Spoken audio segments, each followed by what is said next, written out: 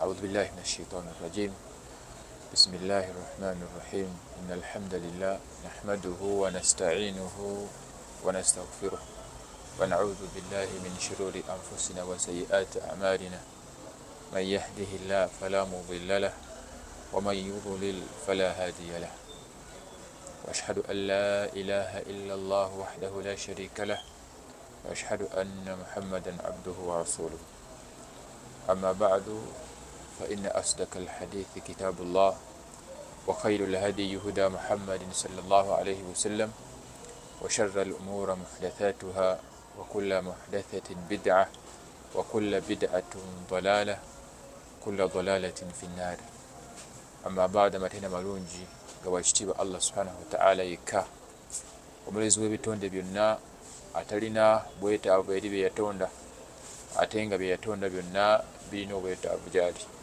Tumwebaza Allah subhanahu wa ta'ala olw'ekyengera eky'obulamu n'ekyengera eky'obusiraamu. Ebyo bye twogeddeko ebibiri ab'ebitiibwa yenna gwakyabiwadde Allah subhanahu wa ta'ala akimanye nti amwazise bwazisi era akaseera konna asobola okubimuggyako. Nabwekityo kikkakatako okubeera nti weebaza Allah subhanahu wa ta'ala ebengera naddala ebyo bibiri oba oliawo Allah subhanahu wa ta'ala asobola okusinziira okwo kumwebaza kwebebazizza nabeera nga abikuumira ate n'akuwa ebyo by'otalina.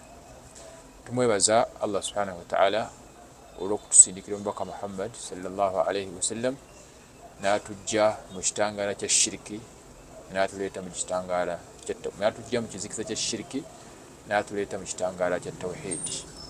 Bakakasa nti omubaka waffe Muhammad sallallahu alayhi wasallam Allah gwe yatusindikira obubaka yabutuusa era ne yamutuma yatukakasa nti gwe ntumye obubaka abutuusizza. Nekiba nga kyasigala gye tuli okubeera nga tuteeka mu nkola bye yatujjira nabyo n'okubeera nga tweziizaako byonna bye yatugaana.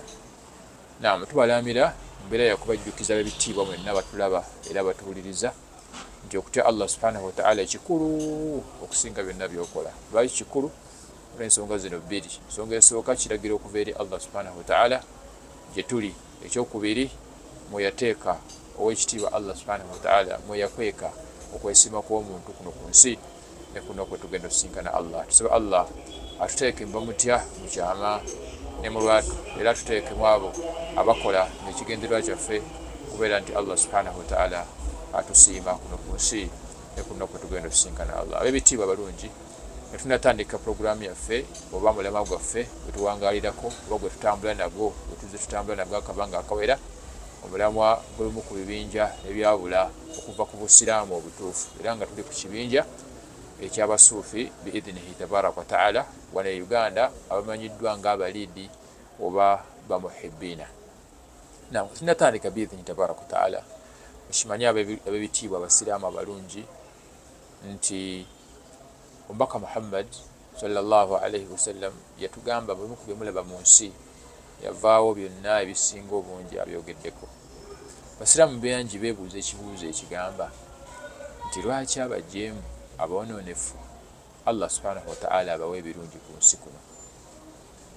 Kireetera abasiraamu bangi okwennyamira, kireetera abasiraamu abagezaako okuteeka mu nkola amateeka ga Allah subhanahu wa ta'ala. Ekibuuzo ekyo okubeera nti bennyamira, baggwamu amaanyi, baggwamu essuubi olw'okuba nti bo bagezaako okuteeka mu nkola ebiragiro bya Allah subhanahu wa ta'ala, naye ate Allah n'akomekkereza ng'ate ebimu ku birungi abiwadde abamugattako n'ebintu ebirala abakola shiriki, abiwadde abatali basiraamu, abiwadde abasiraamu aboononefu, abajeemu, ate nga bo bagezaako okuteeka mu nkola Allah subhanahu wa ta'ala ate tabawadde. Katubuuza ekibuuzo, lwaki abajeemu n'aboononefu Allah subhanahu wa ta'ala abawa amayumba amanene, abawa obulamu obulungi, abawa amamotoka amanene ag'ebbeeyi, abawa buli kimu kye baagala ku nsi ne bakifuna? Omubaka Muhammad sallallahu alayhi wasallam gwe bulijjo yeebuuza ekibuuzo ekifaana bwe kityo. Wuliriza bulungi hadithi eno eva ku sahaba ayitibwa Uqbatu bun Amir radiyallahu ta'ala anhu.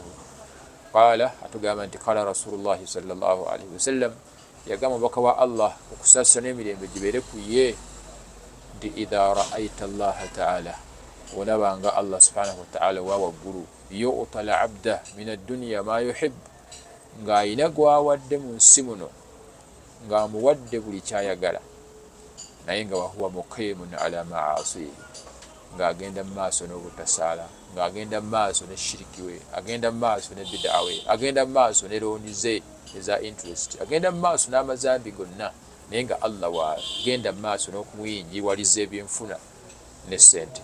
Nabbi yatugamba nti olabanga omukazi oba omusajja ng'ali mubeera efaana weetyo, mwonoonefu, mubbi, mutemu, alina obujeemu bwonna obw'enjawulo, mwezi, buli kimu akikola, naye nga Allah amuyingiwaliza ssente.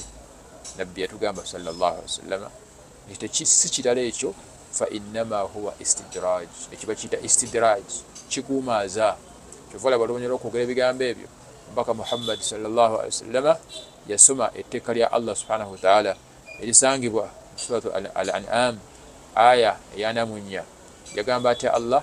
Yagamba Allah nti falamma nasu ma dhukiru bihi, bwe baamala okuba emabega amateeka gaffe kye twazzaako okubakolera, fatahna alaihim abwaaba kulla shay'in, twabaggulirawo omuli emiryango gya buli kirungi. Bwe baamala okuba emabega ne tubajjukiza nti bannaye obwenzi bubi, bannange shiriki mubi, ne bagaana ne bagenda mu maaso n'okubikola, Allah kye yazzaako bakyazzaako kubeera nga abaggulirawo emiryango gy'ebirungi, n'abawa amamotoka, n'abawa obukulembeze, n'abawa amayumba amalungi, n'abawa buli kimu ekirungi n'akibawa. Hatta idha farihu bima utu, okutuusa akaseera bwe katuukanga n'okweyagalira ku bannaabwe abatabirina batandise okukikola. Abaavu abayita abatategeera, abaavu abatalina ssente, babagamba nti tebaagala kukola, n'ebigambo ebifaana bwe biti ebikkakkanya abatalina ssente, ne batandika okubyogera, batandika okutambula mu nsi muno nga bazimba era nga balowooza nti ebyo Allah byabawadde kabonero akalaga nti bali kumpi nnyo naye era abaagala. Kakati Allah yakomekeza aya yagamba nti oluvannyuma lw'okuba nti bajemedde amateeka ge n'abaggulirawo emiryango gy'ebirungi, akhadnahum baghtatan fa idha hum mublisun, agenda kubakwata oba abakwata kibwatukira. Genda otunulire bulungi nga weetegereza enkomerero y'abantu efaana weetyo. Ebiseera ebisinga oba weetegereza bulungi ojja kukisanga oba ojja kukizuula ng'ekigambo kya Allah subhanahu wa ta'ala ku nsonga eyo kituukiridde. Yagamba atya? akhadnahum baghtatan fa idha hum mublisun, agenda kubakwata kibwakutukira, tagenda kubawa chance kwenenyeza Allah subhanahu wa ta'ala. Bajja kugenda okwejjusa, bajja kugenda okwetegereza nga bali mu ssanda obanga bajjulukuse batuuse maaso g'ekitiibwa Allah subhanahu wa ta'ala. Nabwe kityo abadde yeebuuza ekibuuzo ekifaana bwe kityo kimanye nti ekyo Allah kyakolera aboonoonefu ku nsi kuno ekyokubayinjiwaliza ssente n'ebyobugagga, istidraj, kiguumaaza. Allah baguumaaza atuuka akaseera kubanga ye tayawukana ku ekyo kye yalaganyisa. Yabalaganyisa emyaka 4-5 naye teginnatuuka. Kati abawa ebyobugagga ebyo beerabirire ddala amateeka ga Allah subhanahu wa ta'ala ge yabateekako, babeere nga batambula mu mbeera efaana weetyo paka banasinkana ebibonerezo by'ekitiibwa Allah subhanahu wa ta'ala. Tusaba Allah subhanahu wa ta'ala atuteeke mu bantu abagonvu eri amateeka ge, aleme tuteeka mu bantu batali bagonvu eri mateeka ge bakiwaji. Tusaba Allah subhanahu wa ta'ala abeere nga atuwa n'enkomerero ennungi. Tuli ku nsonga y'abasuufi b'ebitiibwa abalungi, era olwaleero biidhnihi tabaraka wa ta'ala tuzze n'emu ku nzikiriza zaabwe ezitali ntuufu.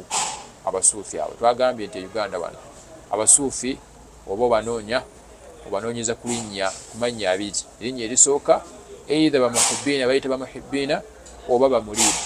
Beebo abasuufi b'e Uganda era betwogerako. Ezimu ku nzikiriza zaabwe bagamba nti asuufiya yuqaddimuuna taa'atu umaraahum ala taa'ati llahi wa taa'ati rasulihi sallallahu alaihi wasallam.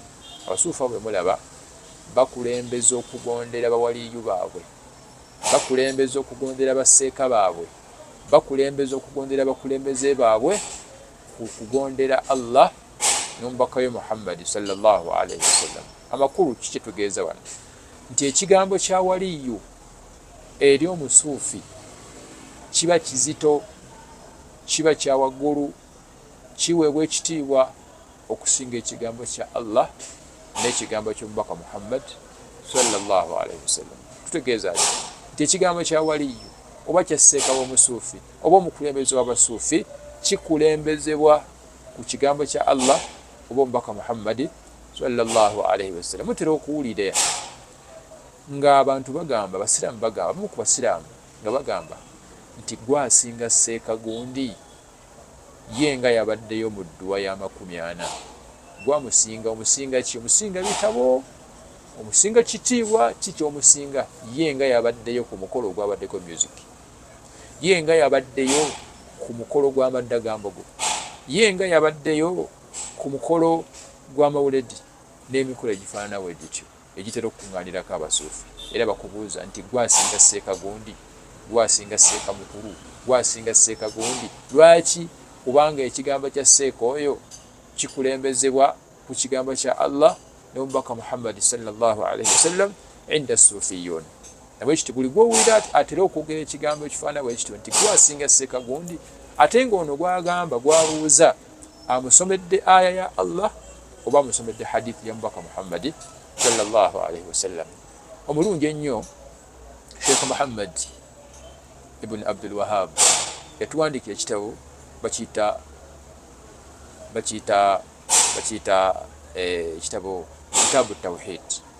Mu kitabo ekyo yakisaamu egimu ku miramu egirimu yassaamu omulamu ogugamba ku nsonga eno gye tuliko nti man ataa al ulama wal umara omuntu agondera omumanyi yenna ne waba afaanana atya wal umara oba omukulembeze yenna ne waba afaanana atya namugondera ng'amugondera mu ki fi tahrimu ma ahalla Allah mu kuziyiza ekyo Allah kyeyafuula halal kyeyakkiriza au tahriru ma harrama Allah oba okukkiriza ekyo Allah kyeyafuula haram fakad ittakadhahum arbaban min dunillah omuntu oyo agonze ng'agondera omukulembeze oba ng'agondera seekawe omumanyi oba ng'agondera omukulembeze yenna mu mbeera ki mu mbeera y'okuba nti amukkiriza ekyo Allah kiyagaana oba amuganye ekyo Allah subhanahu wa ta'ala kiyakkiriza fakad ittakadhahum arbaban min dunillah omuntu oyo aba afudde seeka oyo oba aba afudde omukulembeze oyo gwasinza ekyo kyabakoze aba asinzizza seeka oyo n'alekawo Allah subhanahu wa ta'ala eyamutonda. Ekigambo arbab kitegeeza man aftaaka bimukhalafati alhaq wa ata'tahu omuntu yenna ajja n'akuwa fatwa naye nga fatwa eyo eyawukana ku mazima eyawukana ku Qur'ani ne sunna z'omubaka Muhammad sallallahu alaihi wasallam kasita omugondera oba omufudde katondawo oba omufudde asinzibwa atali Allah subhanahu wa ta'ala. Yuvola sahaba ayitibwa Adi ibn Hatim radiyallahu ta'ala anhu we yali ajja eri omubaka Muhammad sallallahu alaihi wasallam yamusanga asoma aya sanga suratul Tawba aya ya 31 nga Allah agamba nti ittakhadhu ahbarahum wa ruhbanahum arbaban min dunillah bafuula bakabana baabwe ne bafuula ne abakulu b'ebika byabwe n'abakulembeze baabwe arbaban bakatonda baabwe min dunillah ne balekawo Allah. Amanyi bagamba nti arbab kitegeeza man aftaaka bimukhalafati alhaq wa ata'tuhu omuntu yenna ajja n'akulamulako n'alamula ekintu ekikontana n'ekituufu nga kifu n'okigondera eyo yayitibwa aba afuuse arbabuwo aba afuuse katondawo olekawo Allah. Tuli ku nsonga egamba teweerabira nti asufiya yuqaddimuuna ta'at umara'ahum ala ta'ati llah wa ta'ati rasulihi sallallahu alaihi wasallam. Abasuufi bakulembeza okugondera bamaseeka baabwe n'abakulembeze baabwe ku kugondera Allah n'omubaka we Muhammad sallallahu alaihi wasallam. Tuvolaba Allah subhanahu wa ta'ala yagamba ng'ayogerako obanga agamba yenna agondera atali ye mu bikwatagana ne haram ne halali. Allah yagamba nti alam tara ila alladhina yaz'umuna annahum amanu bima unzila ilayk wa ila bima unzila ilayk wa ma unzila min qablik obalaba abo abagamba aba bakilaiminga nti bakkiriza ebyo ebyakusibwako makulu bakkiriza Qur'ani era mbu bakkiriza ebitabo ebyassibwa nga tonnatumibwa naye ate nga yuriduuna an yatahakamu ila taghut wakad umiru an yakfuru bih. ate nga balina bye bateekawo be bagondera okugonda kwe bandigondedde Allah subhanahu wa ta'ala, ate nga Allah subhanahu wa ta'ala yabalagira okubeera nti babikaafuwalira. Allah yali ababuuza nti mugondera mutya ebitali Allah subhanahu wa ta'ala, mubikwatagana ku haramu ne halaali ne mulekawo Allah subhanahu wa ta'ala, ate nga mugamba bakkiriza Allah ne mubaka we Muhammad sallallahu alaihi wasallam. Bwekyo tugamba basuufi baganda baffe tusaba Allah subhanahu wa ta'ala abeere nga balungamya nti ekyokukulembeza abawaliyo bammwe, ekyokukulembeza bakama bammwe ne bamaseeka bammwe, ne bakulembeza ku kigambo kya Allah ne mubaka we Muhammad sallallahu alaihi wasallam, ekigambo ekyo si kituufu era kivumirirwa era kisobola n'okugisa omuntu mu busiraamu ng'ategedde oba nga tategedde. Twagambye nti mutera okuwulira abasiraamu nga bagamba nti gwe asinga seeka gundi, ate ng'omusomedde aya oba hadithi ekyokulabirako osobola omugamba nti mawuledi si mukolo gwa busiraamu, teguliko ndagiriro kuva ku mubaka Muhammad sallallahu alaihi wasallam. Asobola okuddamu n'akugamba nti gwe asinga seeka gundi nga ye abeerayo, ate ng'omusomedde hadithi egamba nti man ahdatha fi amrina hadha ma laysa minhu fahuwa radd, omuntu yenna aleeta ekintu kyonna mu busiraamu n'akifuula obusiraamu, omulimu ogwo waba gukoze newankubadde atawaanye nnyo gumuddizibwa nga tegukkiriziddwa ate era n'abonerezebwa. Kati oyo ng'akugamba nti gwe asinga seeka gundi, kitegeeza seeka gundi okubaayo kwe bujulizi obulaga nti ekyo kituufu era kyakulembeza ku aya ya Allah oba ku kigambo ky'omubaka Muhammad sallallahu alaihi wasallam. Ebitiibwa ekyo si kituufu. Allah subhanahu wa ta'ala yakitugaana bwe yatugamba nti ya ayuha alladhina amanu, abange babakkiriza Allah subhanahu wa ta'ala, la tuqaddimu baina yadayi llahi wa rasulah, temugezaako ne mwekulembeza mu maaso g'ekitiibwa Allah subhanahu wa ta'ala n'omubaka we Muhammad sallallahu alaihi wasallam. Makulu temugezaako ne mukulembeza ekigambo kya fulaani kaabe mumanyi ng'afaanana atya, bw'abanga teyeesembesezza bujulizi kuva mu Qur'ani ne mu Sunna, okuggyako nga yeesembesezza bujulizi kuva mu Qur'ani ne mu Sunna z'omubaka Muhammad sallallahu alaihi wasallam. Kyova olaba omubaka Muhammad sallallahu alaihi wasallam yatugamba nti la ta'atu al-makhluq an ma'asiyati al-khaliq, tetugondera kitonde mu kujeemera omutonzi w'ebitonde. Lwaki? Nti gwe tulina okukulembeza Allah, gwe tulina okukulembeza omubaka Muhammad sallallahu alaihi wasallam ku bigambo by'abantu bonna. Kyova olaba tubagamba baganda baffe nti bannaye mukulembeze Qur'ani ne Sunna z'omubaka Muhammad sallallahu alaihi wasallam. Niwaabaani, niwaaba maamawo, niwaaba taatawo, niwaaba seekanga afaanana atya, tetukulembeza kigambo kye ku kigambo kya Allah ne mubaka we Muhammad sallallahu alaihi wasallam. Allah yatugamba nti wa atiu llah wa atiu rasul wa ulil amri minkum, mugondere Allah gwe mulina okusooka mu nnamba emu, wa rasulahu n'omubaka we Muhammad sallallahu alaihi wasallam mu nnamba bbiri, wa ulil amri minkum, ne bano bannannyini biragiro mu mmwe bemuba muzzaako. Ate abo tubagondera ddi ebbanga libamala nga bagondedde Allah n'omubaka we Muhammad sallallahu alaihi wasallam. Nabo tetubagondera ebbanga libamala nga tebagondedde Allah n'omubaka we Muhammad sallallahu alaihi wasallam. Makulu nga bebatulagira bikontana n'ebyo Allah byatulagidde n'omubaka we Muhammad sallallahu alaihi wasallam. Ebigambo byabwe tubireka ne tukulembeza ekigambo kya Allah n'omubaka we Muhammad sallallahu alaihi wasallam. So abasuufi eyo ensobi bagigwamu, bakulembeza ebigambo by'amaseeka baabwe ku kigambo kya Allah n'omubaka we Muhammad sallallahu alaihi wasallam. Era obo bagambye nga Allah bwe yagamba nti wa idha qila lahum ittabi'u ma anzala Allah qalu bal nattabi'u ma alfayna alayhi aba'ana. Obo bagambye nti lwaki temugoberera bino ebiriko obujulizi kuva mu Qur'ani ne mu Sunna? Lwaki muteekawo mu busiraamu ebitali byamu? Lwaki mugunje mu ddiini eno? Lwaki mugenda ne musaalira awali entaana? Lwaki mukuza eddwa ya 40? Lwaki amawulidi gakyaliwo ate nga tegaliko obujulizi? Qalu bal nattabi'u ma alfayna alayhi aba'ana. Bakuddamu ne bakugamba nti ffe ebyo byotugamba tetubiwulira, wabula tetuliredde kuva ku ebyo bye twasangako bajjajjaffe ne bakitaffe nga bakola. awalau kanu abaahum la yaqiluna shay'an. Allah bagamba nti mulaba mutyanga bakitammwe bamwesembesa mu kukola bajjajjammwe tebalina kye baali bategeera era nga tebaali ku bulungamu, lwaki musigala nga mubagoberera ate ng'ekyo kisoboka?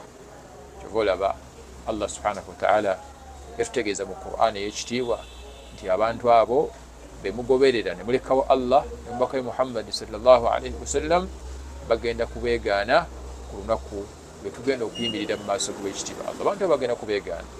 Allah atugamba nti idh tabarra'a alladhina tubi'u min alladhina ittaba'u, jjukira akaseera abagobererwa bwe bagenda okwegaana babagoberera nga Allah amaze okubalaga ku kibonerezo ekinene kigenda kubeera waba ebitiibwa. Tekyakoma luli obula ne kati kikyaliwo. Waliwo abagoberera bamaseeka baabwe ng'abasuufi bwe tuliko, waliwo abagoberera bakulu b'ebika byabwe ne balekawo ekya Allah n'omubaka Muhammad. Abakulu b'ebika abo bagenda kwegaana babagoberera nga Allah amaze okubeera nga balaga ku kibonerezo. Rabbana inna ata'na sadatana wa kubara'ana, bagenda kwejjusa nti omulezi waffe Allah mazima gali nti twagondera abakulu b'ebika byaffe, twagondera amaseeka baffe, twagondera abakulembeze baffe ne tulekawo ebibyo. Fa adalluna sabila, ne batubuuza ne batujja ku kkubo eggolokofu. Rabbana atihim dhifain min al'adhab, omulezi waffe tukusaba abo abaatubuza be twagoberera amaseeka baffe nga batusomeranga hadithi, nga batusomeranga aya ezitugaana ebintu, ne tugoberera abaseeka baffe n'abakulembeze baffe, tukusaba bawe ebibonerezo bibiri, bakuyisizemu emirundi ebiri. Wala'anhum la'nan kabira, era obagobe mu kusaasira olugoba olunene. Tusaba Allah subhanahu wa ta'ala abeere nga tatuteeka mu kwejjusa kufaanana bwe kutyo. Nabwe ekyo tukomekereza darusu yaffe eno ey'olwaleero biidhnihi tabaaraka wa ta'ala nga tugamba nti abasuufi kye baakola ekyokukulembeza ekigambo kyaba baseeka baabwe ekigambo kya Allah subhanahu wa ta'ala, ekigambo kye si kituufu, era tugamba nti beenenye babeere nga bakomawo ku sunna, babeere nga bawona kuva ku nsi ne ku nkomerero. Tusaba Allah subhanahu wa ta'ala atugase n'ebigambo ebyo era paka tunaddamu okusinkana biidhnihi tabaaraka wa ta'ala. Barakallahu fikum wa jazakumullahu khairal jaza fi dunya wal akhirah. Assalamu alaikum wa rahmatullahi wa barakatuh.